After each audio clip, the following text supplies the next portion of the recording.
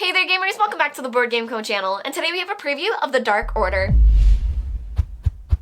Hey there gamers, it's Professor Mag here, and welcome back to the Board Game Co channel.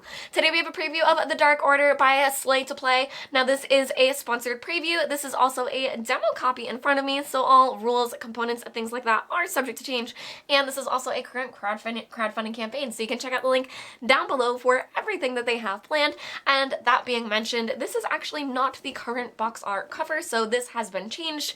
So if you do check out the link down below, you'll see not only that, but everything that they have planned for the game, because the Dark Order is going to be a two-player game where you are fighting off against these different factions. So in the world, it was a war-torn continent where plague has swept across the country, and there's a whole bunch of issues for everyone to be dealing with. So there are three different decks that you're able to play with. There is the Plague, which are people that are all infected with this plague, which I do not have in front of us, but I do have the Sanctuary, which represents a military city that basically built up this sanctuary, that they were the most survivors of this that aren't affected by the plague. But there are also the Apothecaries, which is the other deck I have in front of me, and they were able to use science and a bit of madness and maybe even be affected by the plague a little bit as well, but they're able to use all of that to hopefully get ahead as well. So in this game, you're playing as one of those three different factions, and you're gonna have different types of cards available to you, and what you're trying to do is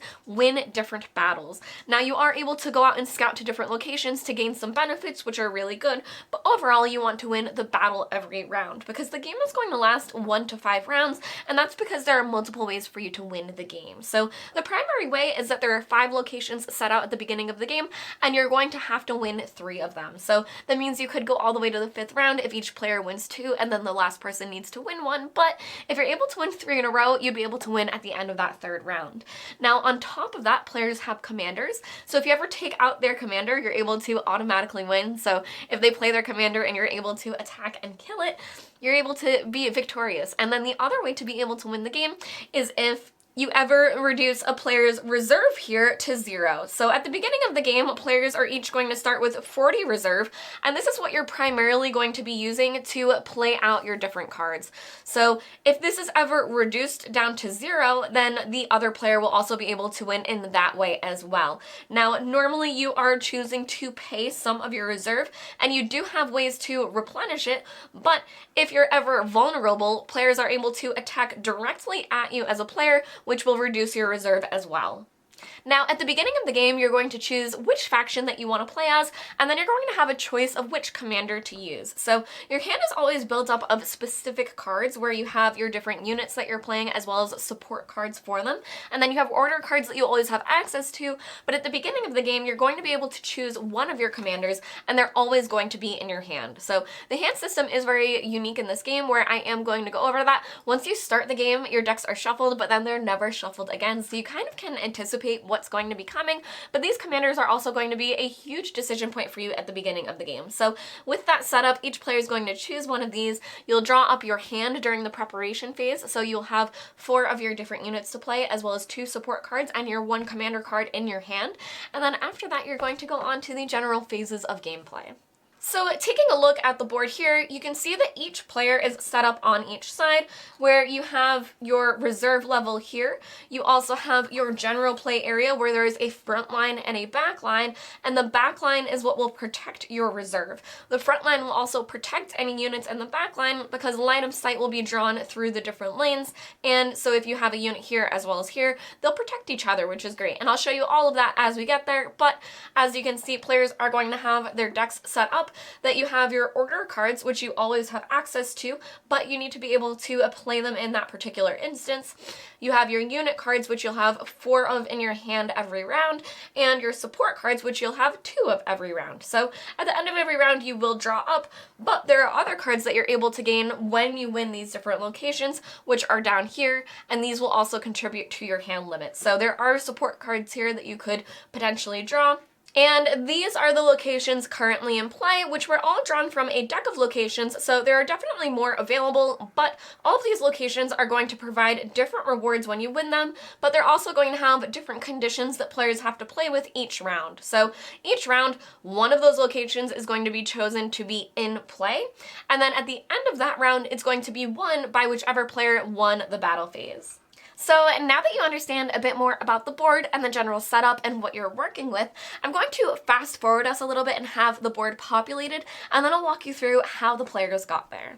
Now, in the Dark Order, the first player is going to pass every single round, and this is going to be a huge part of the preparation phase. So the preparation phase is going to come first. That's when you would draw your cards, like I said, your 4 units, your 2 support cards, and you'll also have your commander card in your hand. But then you'll be able to restore your battle reserve. So that is this here, which again, if it's reduced to 0, you'll lose, but you are able to restore it by discarding cards, and you would do that now. Now after that, the first player is going to choose a side, whether they want to be the aggressor or the protector. And being the aggressor is going to allow you to choose which location you're battling over this particular round. As you can see, the Sanctuary player over here chose Blessing to be the current location. And with that, they will also gain a +1 speed token that they're able to use, which actually we will throw over on this guy over here. And then also for the other player, who is the protector, they will gain a health token, which is a value of +2, which again we'll put over here. And then with that, they're also able to win ties in both zones. So because this player is the protector, if anything is ever tied, they will automatically win, both for battles in this area as well as the location. Now, this location card for us, Blessing, says players do not pay the cost to use command cards. So those are going to be these cards here, and you don't have to pay a cost to use them this round. Now, next is the deploy phase, and this is initially done face down. So as you can see, there is still a card face down over here, but normally all of your units will be placed out face down, but they'll either be placed in the ready position like this or exhausted like this. So even when they're placed out, they will be placed face down, but in the correct orientation. And then once both players have deployed all of their units, then you will reveal and pay the costs. So I've already done that here, but you would reveal any of the units that are going to be readied, as well as any support cards that you're choosing to play to them, and you'll pay that cost. So that's going to be this number down here. So you can see this player paid 6, and this player over here played 8. So they paid their different costs here, as well as playing face down cards up here to the different locations. Now, you'll see why that's useful for this card to be face down over here, but one of the major advantages is that you don't pay for it. So if it does last until the end of the round and is still there for you the next round, that's a really good way for you to save some reserve points and not have to pay for it. Now, it is unfortunately still vulnerable, so it could be attacked, it could be killed, but if it's not, and if it does not receive any damage, it will be able to stay around to the next round. So I'll show you exactly what that looks like when we get to the end of phase, but for now, these are going to be the units that are able to attack and engage in battle. Now, taking a look at all of these units, one of the most important parts is going to be their speed. So that's going to be this number up here, and that's what determines which units are going to activate first. So when a particular speed is activated, all units of that speed will activate. So first, this 3 would activate, and then the board would be cleared, but this one is actually now a 2 because of this token, as well as this one. So this one would then be able to attack because this person is the aggressor, then it would move on to this unit here, and then if either of those are gone, it would be wiped from the board before moving on to the next speed, which would be 1 and then 0. So each speed level you're going to go through, and then after that, you will then clear the board. Basically what this means is that if both of these 2s were attacking each other, this one could kill this one, but this one would still get to attack because it's in that current speed level. Whereas if this one with a speed of 3 takes out this unit won't get an attack because it's in a much lower bracket for speed. So now for us to go through a battle phase, we do have our Pilgrim here, and all of these units are also going to have abilities. So his ability is going to be at the end of battle, this unit gains a +1 command for each other Pilgrim in the battle zone. Now, unfortunately, we don't have any other Pilgrims, at least showing in this battle zone, but when we do count command, I'll show you what that would look like. Now, we also have this support card on it, which is deployed to your front line, prevents 2 damage. So that's really great that it's going to be able to protect affect him when this unit attacks as well if we aren't able to take it out. Now, during the battle phase, you are able to play a support card if you have one that is an instant instead. So this is one that you would tuck onto a hero or onto a unit, but there are ones that you're able to play instantly instead, and this would be a time you would do so. For example, this is this player's card, but they have a medkit which would allow them to remove damage. So you would be able to play an instant support card. You could play an order card if you choose to do so, and then you could use the ability of the unit if you choose to do so. Now this one again wouldn't trigger until later, meaning that we would now attack. Now for us to attack, we're able to attack both of these lanes straight forward, and both of these enemies are within line of sight to us. If there had been another enemy here, they would be blocking this one, but currently we are able to attack either of these. Now we have an attack of 2 as well as a health of 2. Now these guys both have a health of 4, but I think that it may be good for them to try to team up on this guy because he has a very hefty attack, but he is pretty slow. So we're going to choose to attack this guy over here, and we're going to do -2 to him, so he now has 2 health. Now, that would be everything for the speed 3, so we would go on to our speed 2, and being the aggressor, this player will be able to go first. So, they will have an attack of 3, a health of 4, and their ability marksman is that they may bypass enemy units in the front line. So, if there had been a unit here in the front line, they would be able to bypass it, but otherwise, they're going to be able to take out this executioner here. So, they'll attack for 3 down to this area. That's more than his health, so he will take the damage, but here I'm grabbing the tokens. This actually won't be cleared until the end of this speed round, so this player will be able to go and attack before this would actually be cleared. Now, unfortunately, this unit's ability is just that they, again, would have +1 attack if they had more of them in the area, but they do not. It is the only one, so they are the only one acting. So we're going to have them choose to attack this exhausted card here to see what it is. So hoping that it's something that is a lower health, they will choose to attack over here. So this card will get flipped over. And again, this player would be able to play any cards when attacking that they're able to. For example, either their immediate support cards or their order cards. And then they would perform their attack. This one is for 2 damage, and it would be done over here. They have 4 health, but this is the martyr, and their ability is when attacked, it replies with an attack when it is attacked. After using this skill, it becomes exhausted. So this is going to do 2 damage onto this unit, but it is going to be able to attack back for 3, which is going to do 3 damage to this foundling, but it actually had +2 health, meaning that it's going to survive with 1 health left. So we'll put this to here just to show that they have the 1 health, but it did attack back, and then it becomes exhausted. So this one is just kind of sitting here. It's now a little bit of a target, but there's not too much that this player is going to be able to do to attack over in that area just yet. So that was everything with that speed of 2.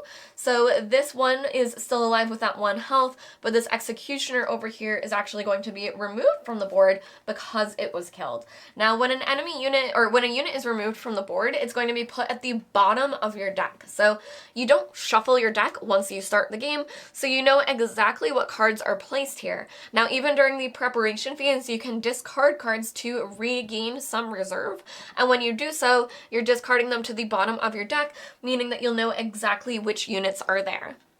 Now, finally, it would go on to this Huntress here, and there are a few options for them to choose, because something that I did not tell you about, but at the end of this battle, which is, each round will have a battle that is resolved in this area once you deploy out all of your units, any units with damage tokens on them are going to be removed from the board. So both of these units are going to be put at the bottom of their decks after this battle is completely resolved. So this Huntress does have a choice that their ability is, it may it may bypass enemy units in the front line. So they would be able to attack directly to this player's reserve, but where it's still early game and both players have a lot of reserve, it's more advantageous for them to attack and put damage on these different enemies to try to have them removed. So there is this player here where they're going to be able to stop 2 damage that is done to them, and she is only attacking for 3.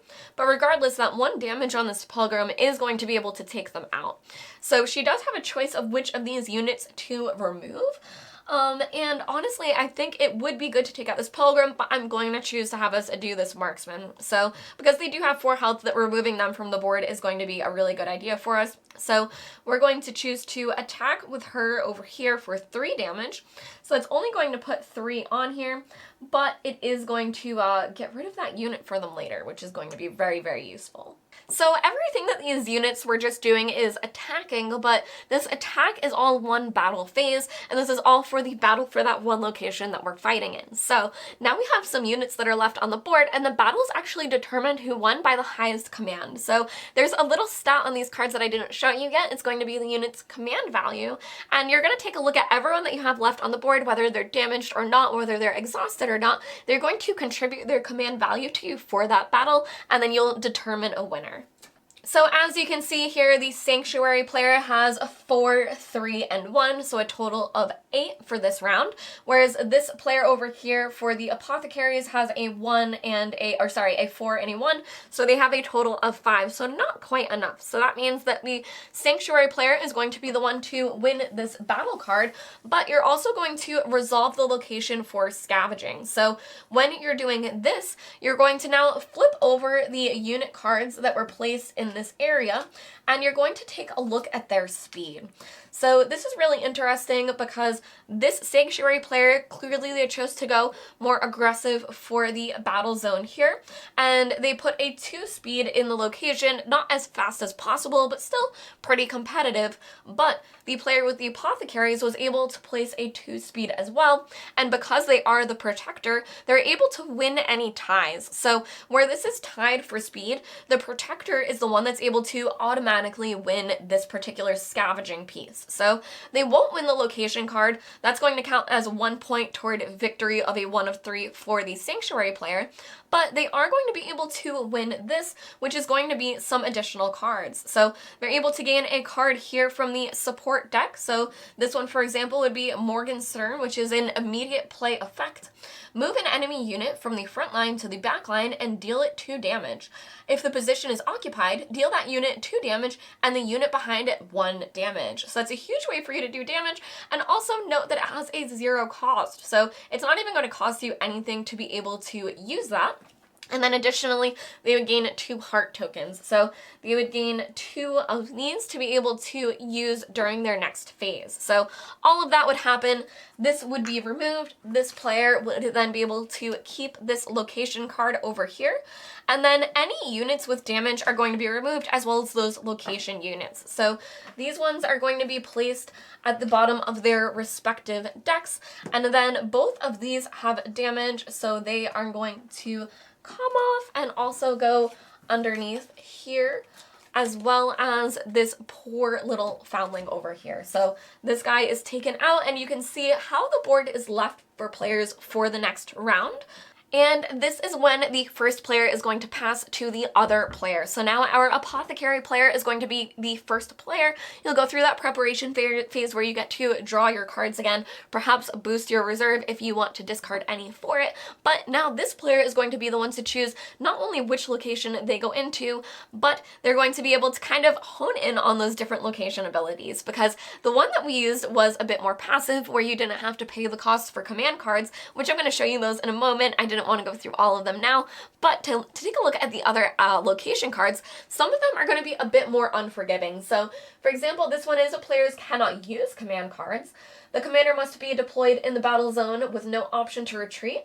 So this is one where you would have to play your commander, and again, if another player takes out your commander, they will automatically win. So if you're feeling a bit strong that round, this may be one that you choose to play, but as you can see, some are going to be good and some are going to be bad. Now that is the general pace of play of the game. Players are going to go through up to 5 rounds because someone has to win one of those locations. No matter what, the protector will win ties, so those locations are going to go to someone every single round. So at most you have those 5 rounds, but you might be able to win early as well. So you'll go back and forth with playing out your different units, trying to protect them, trying to pay nothing for some of them as you play them face down exhausted, whereas some of them, your faster ones, you might send out toward those different locations because those different scavenging things that you can gain can be very, very cool. And that may be a reason why you even choose to go to a certain location. You might be the one choosing the location that round, and you might not want a certain ability, but you might want to win that scavenging stuff, and you know you have some fast units in your hand, so that might be what you choose to do. Now to go over the different commanders just to show you how they are definitely a bit stronger. You can see here that for the Sanctuary, they both have 0 speed, but they have pretty high stats otherwise. So they both provide 5 command, meaning that they're going to have a huge amount of command to help you win these battles if they survive through the end. And they also have a huge amount of hit points, basically guaranteeing that they're a pretty hard target to take out. So they do cost you 0 to deploy out, meaning that the round that you choose to play them, hopefully you're winning, because again, it's very dangerous to have these out as well. But you can see here that this one's ability is each adjacent allied unit on the same line gains +2 attack once per unit. So that's a way for you to get very, very strong with your other units, although you are only limited to your different areas. So it's not too much, but you are still able to give that +2 attack. And this one is the cost of playing an order card for this faction is reduced by 2. So that's one where you would be able to play these cards here at -2 while this unit is out. So that's also very, very strong, but again, makes them a bit of a target. Now, taking a look at the Apothecary commanders, here you can see that they are similar in some respects. This one does only provide 4 command, but other than that, they're very high command, low speed, and do not cost you anything from your reserve.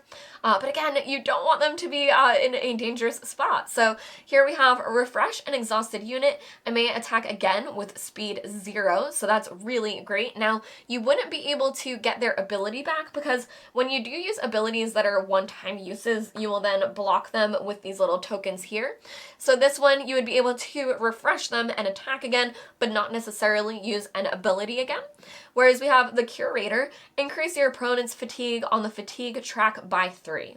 So you can see where these commanders are really, really powerful, but again, you want to protect them, so it's kind of up to you to decide when you want to choose to deploy them and use them throughout the game, but you also have your front lines to hopefully protect them. Now, as you saw with some abilities, you are able to get through the front lines, but normally having a unit in the front lines ahead of any units you want to protect is a really good idea. So with that, now we'll go over some of the order cards. So here you can see for the Sanctuary side, we have, for example, Maneuver. This was an immediate card. It would have cost you 2 reserve to be able to play, and it shows you the different phases that you're able to use it during. So either the deployment or the battle phase you would use and discard, move a unit to a free space, or swap it with another one of your units. So this is a way that you'd be able to move your units around once they're placed into your battle zone, or during the preparation phase, you can discard to reduce your fatigue level. Now, there's also flanking, which is a unit on the flank may bypass the front line. Normal range still applies. So again, this is one where you're able to have one on the flanks to hopefully get through and attack to the back.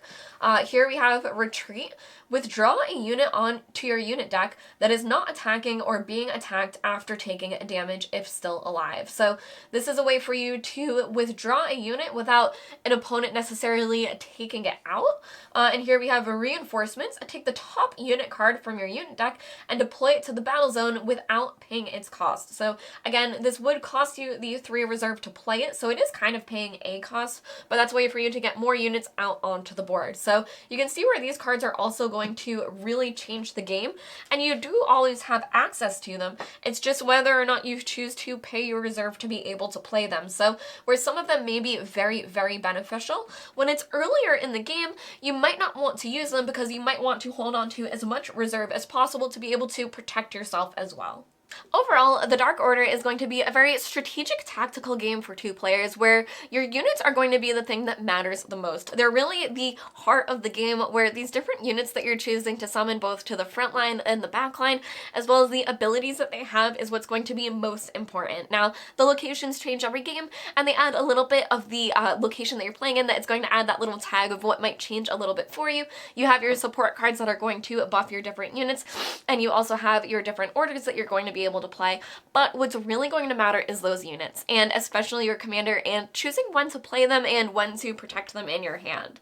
And the system of the units contributing to your battle phase for your winning and with their command points, but still leaving when they have damage on them, I found was very unique. That even though you might have some units out, they might still help you win that particular battle. They still leave at the end of the battle if they have any damage on them. So that's a way for you to be able to even mitigate certain strong units that your opponent has been summoning, because if you're able to even get a little bit damage on them, yes, it might mean that you lose that particular battle in that location, but it might mean that you're able to be better situated to win the next one as well. And I also found that the gameplay changes a lot whether you choose to be the protector or the aggressor. The aggressor has a lot on their shoulders, that they get to choose a lot at the beginning of the round, specifically the location and what they might want to try to scavenge for, but they need to make sure that they're doing enough damage to not ever have those ties, because you can't tie for command or for the scavenging, otherwise you're just going to lose it to the protector. And for the protector, that's a way for you to play a little bit more reserved to try to win those ties, and then try to build up for a very strong aggressor turn next turn, because you know that that's what's going to happen next. So this has been a preview of the Dark Order. You can check out the crowdfunding link down below for everything that Slay to Play has planned. I've been Professor Meg. Thank you all for watching the Board Game Co channel, and I'll see you next time. Bye!